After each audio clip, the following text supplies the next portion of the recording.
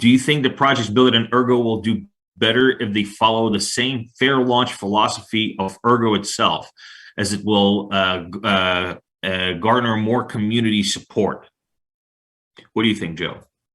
I get asked this question by projects directly, and I tell them that yes, you probably will get more internal community support.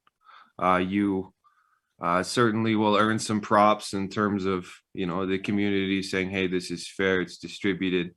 But it also comes with trade-offs. I don't think that, looking at only the positive side of things is the best way. We got to look at the negative side as well. And the negative is if they want to move to exchanges, that's usually my first question. Is this like a formal project where you're trying to create a token and then, get listed across central exchanges? Because if so, the reality is in this space, you have to handle some business aspects where you probably need to incorporate. You probably need to go through a legal firm and have them assess the liabilities or structure of your token itself.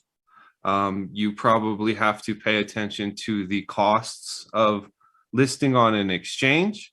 You have certain expenses in that trajectory that can be painful for a project. And Ergo is a good example of that. People ask, oh well, how come this project just listed and suddenly they have bought market access and marketing everywhere? And it's like, well, because they came to fruition with a lot of funds in their war chest. So if in terms of adoption, it does become more painful. And unfortunately, the downside to the path where you do have some sort of treasury building or seed sale or I guess launch that is more unfair is there are benefits to that as well. You have reputation, you have community support. To some degree, you may have less liability in the future, depending on how security laws play out. So it's not a black and white situation. Both paths have pros, they have cons, and then it just becomes a matter of discussing with the project, what do you want to do? Because the reality is if somebody does want to try to move into market, not only are they potentially carrying the expenses of developers, depending on how big their team is, you also have other expenses and considerations that they need to take into account. Now, if the community got together and said, hey, we will incentivize fair launches by using raffles and using fundraising tools and helping projects cover the initial expense or overhead that it takes to get legal opinions, incorporate, work with exchanges, I would love to see that. I really would. I think something like Ergo Pad is a really valuable tool in terms of bootstrapping liquidity into projects, but there are real expenses that you run into. I wish we still lived in the era of Bitcoin, right? A lot of Bitcoin maximalists will say, well, if there's any foundation or if there's any project behind it, it's just not real. And it's like, the reality is Bitcoin did have a certain advantage where all of the exchange infrastructure, legal, opinion side, and requirements formed around Bitcoin to where Bitcoin launched into a market where that didn't exist. The reality is that is no longer the case. That environment is no longer the case. So, the thinking in and of itself is, in my opinion, one of the stupidest arguments maximalists make, because the only way that you can really launch into the regulatory environment we have today is build a goddamn time machine, and so absent the ability to build a time machine, the reality is you have to deal with the environment we're in. And so even Ergo, it's been painful being a fair launch project in this environment. It's been painful dealing with, the exchange infrastructure, the media infrastructure, and kind of the basic requirements that we have to grow. That's a big part of why I've been trying to assist and steer the Ergo Foundation in the way I have, because running as a pure DAO that's decentralized is incredibly difficult.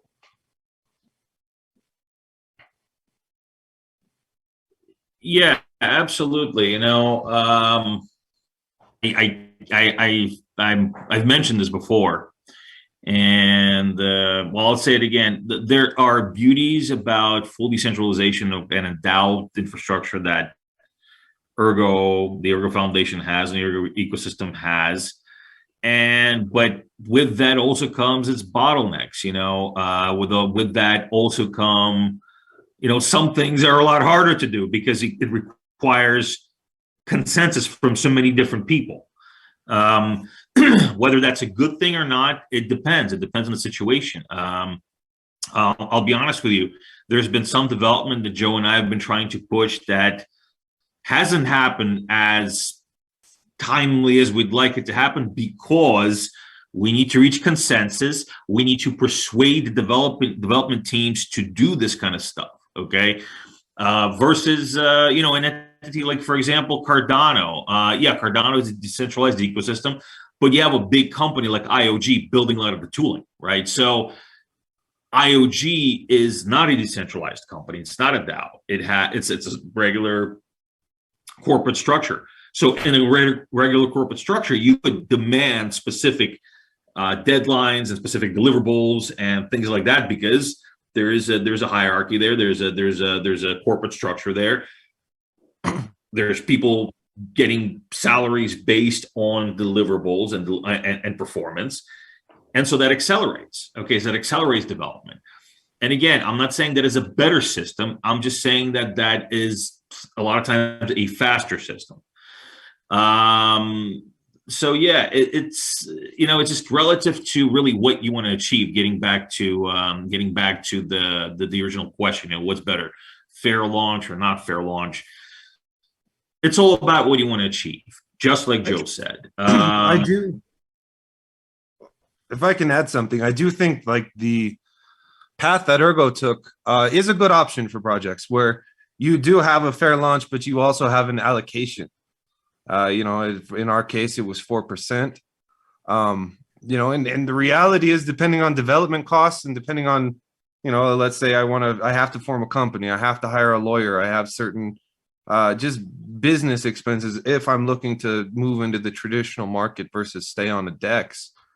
That overhead can be heavy. I'm currently working with exchanges that we already are listed on to try to negotiate like a flat rate for quality projects that'll pass through their auditing process on top of Ergo, and hopefully I can help deliver some predictability to developers in our ecosystem in terms of what that cost is actually going to be, because it's just overhead that, if the goal is to get to exchanges, it's not free.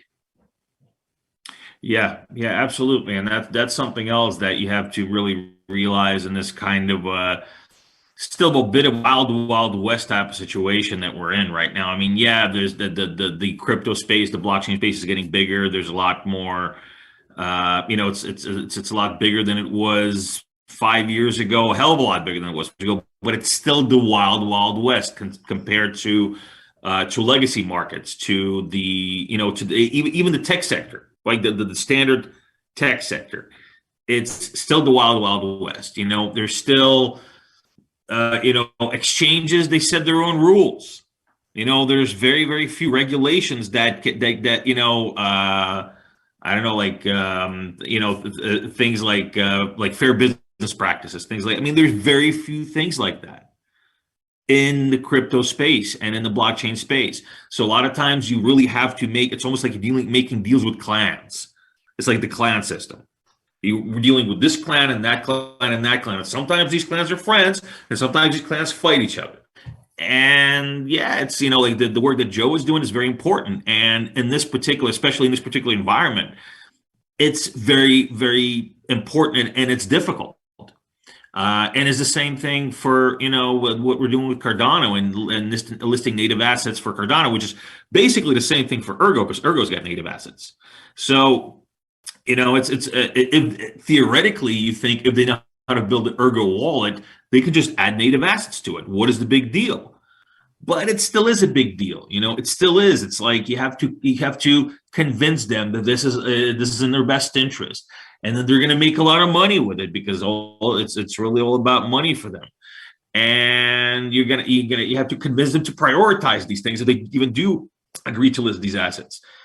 So and it's all about really kind of negotiating, and like I said, like a clan-like structure. You don't really have too much base infrastructure to work with there. So it's a really difficult task. It's a difficult task, and I commend Joe for being out there and really digging into this stuff and getting these exchanges to start taking on projects like ErgoPad, for example. I mean, fantastic project. But just to be honest, getting them listed on an exchange is not just it's not. I can make a phone call and get the process going, but it doesn't mean they're going to be listed right away. So it's just difficult. If it's difficult, if you're not an ERC20 token. If you're ERC20, we've been told, Joe can tell you, there was a very prominent exchange that told us, oh, if you're ERC20, we can get you listed by next week. We're not an ERC20. And we had to say it like, what, a couple, 2-3 times? How many times? Yeah. No, I don't know. We had